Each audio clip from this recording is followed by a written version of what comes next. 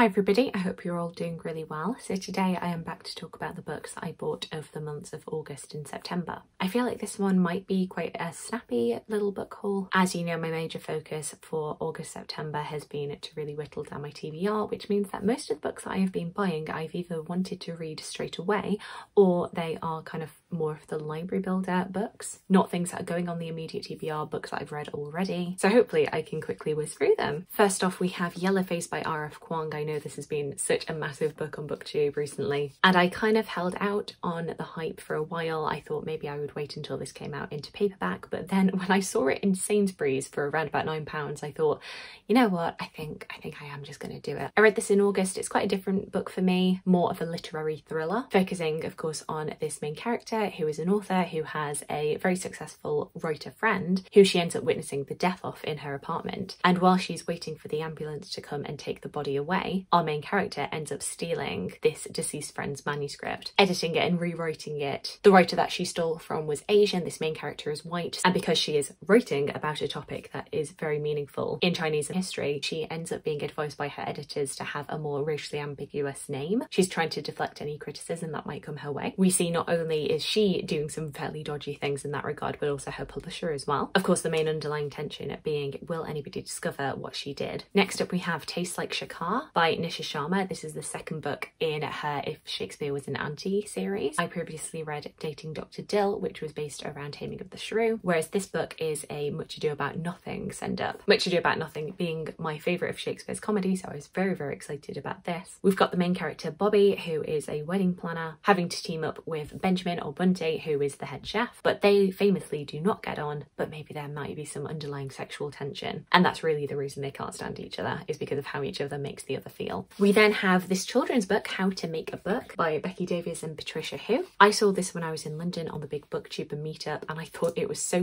cute. This is basically a children's book that kind of demystifies the publishing process, going from the author writing their book to editors taking it to an acquisitions meeting, to the production process, the marketing process, the publicity process, which haha, that's me, going through sales, doing book tours, every step on the way to publishing a book. I think this is really, really sweet, and I want to hold on to this purely so that whenever somebody comes to my home, and as often happens they want to know more about the publishing process and they don't know anything, I kind of want to just thrust this book at them and be like, here, this will do it really, really simply and much more concisely than I could ever try. Next book is historical fiction. It is The Weather Woman by Sally Gardner. This is a book set in Regency England, in which we have this main character Neva, who has been adopted into this family, and she appears to have this ability to be able to predict the weather, and Neva is never ever wrong. She seems to have some sort of magical ability, but of course Neva would be under a lot of public scrutiny and potentially even be in danger if the powers that be were to find out about her gift. So her family try different ways to be able to facilitate Neva being able to share her gift, but without anybody knowing what she's doing. There's a lot of commentary in here about societal expectations, particularly around gender. Neva in this book does disguise herself as a man, and by using this male alter ego she's able to experience a lot more freedoms while still identifying as a woman herself. But then this is also explored more because we have characters who are trans and non-binary, which is an aspect of this book that I didn't expect but was really lovely to see. And things all start kicking off when Neva, while presenting as a man, does fall in love with one of the men that she meets. There were also 3 other books that I picked up while I was on my London trip, but I did leave them back at home in Huddersfield because they are either the library builders that I spoke about or books that I've already read. The first off is Carmilla by Sheridan Le Fanu. I picked this up in Gaze the Word. This is a vampire book that I have already read. You can see my review for it down below, but I got this absolutely stunning edition of this book. This is one of the vampire books that came out before Dracula, and it could be said that Dracula was kind of responding to this book. I actually think it's really, really well done, and as I say, full thoughts down below. I also picked up Christmas Pudding by Nancy Mitford. This is one that I haven't read and I do want to get to, but I'm not putting it on my immediate TBR right now because of course I'm going to want to read this in December. So I'm going to wait until my parents come down to see me closer to December and then I will read it. And then the last book was The Tamer Tamed by John Fletcher. This is a book that I read when I was at university and is basically John Fletcher answering Shakespeare and his Taming of the Shrew. A lot of people have this impression of Taming of the Shrew that, you know, the misogyny in it was absolutely okay because people were very misogynistic in the 16th and 17th centuries, but actually The Tamer Tamed goes a long way to show that actually not everybody was okay with the misogyny inherent in Shakespeare's text, because this this play came out while Shakespeare was still living. And we see Petruchio, I think it's 10 years after the events of Taming of the Shrew, in which Catherine has died and Petruchio ends up taking a new wife. But through the course of the play, his new wife starts treating him the way that Petruchio had previously treated Catherine. And so, as the title suggests, we see the tamer being tamed himself and being demonstrated how cruel he had been to Catherine. I've said before, I have a very weird fascination with Taming of the Shrew, and so anything that is kind of riffing on it, answering it, I always want to get to. As I say, it's one that I haven't read since I think my first year of uni, which is now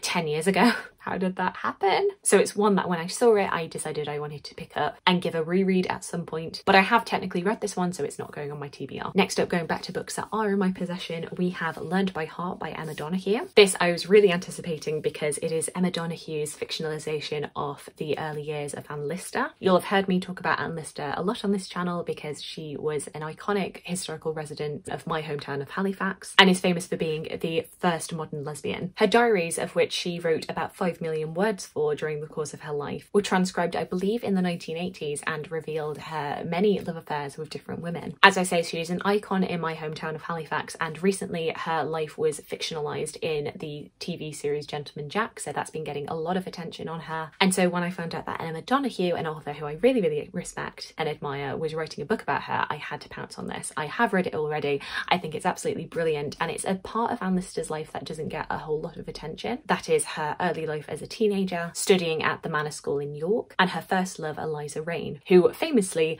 Anne Lister did not treat very well. I feel like this has been getting a bit of mixed reception, but I thought it was really, really well done. Maybe because I do have the personal connection for it. I actually did work experience at Shibden Hall, which was where she lived. So, you know, I feel like I was very, very well poised to like this, but I definitely recommend giving it a go. Then a play that I picked up in a charity shop was this gorgeous Pelican edition of Richard III. These Pelican editions I really, really love. They are personally my preferred way of reading Shakespeare, though they're not always the most readily available. So the fact that I was able to get this for like £1 in a charity shop, I was very pleased by. Because I mean, not only are they stunning, not only are they in a nice paperback, which I can just travel with, they have a good amount of footnotes to explain text and any language that you might not know because it's fairly antiquated, but also it doesn't take up like half the page. So I find these really readable. I don't know if they're the most recommended way, but I personally really like them. And yeah, Richard III is a play that I have read before, but it was very, very brief and for study. So yeah, going to get to this sometime soon. I'm very glad to own this. And yeah, that's actually the last book I have to show you today. As I say, my main goal has been to really whittle down my TBR, and so I haven't been buying quite as many books as I normally would, but I did kind of want to wrap things up for the end of my TBR. These hopefully will be the last books that I am buying before I end up finishing my TBR, or at least the non-Penguin Monarch books that I have left. At current time of filming, I just have one more book that isn't a Penguin Monarch book that I still have to read, and then I can buy books without guilt. Woohoo! Do let me know if you've read any of the books I've spoken to you about today. Alternatively, let me know about any books that you picked up recently and really enjoyed. I would love to hear from you. I hope you're having a fantastic, fantastic day, and I look forward to talking to you again soon. Thanks. Bye.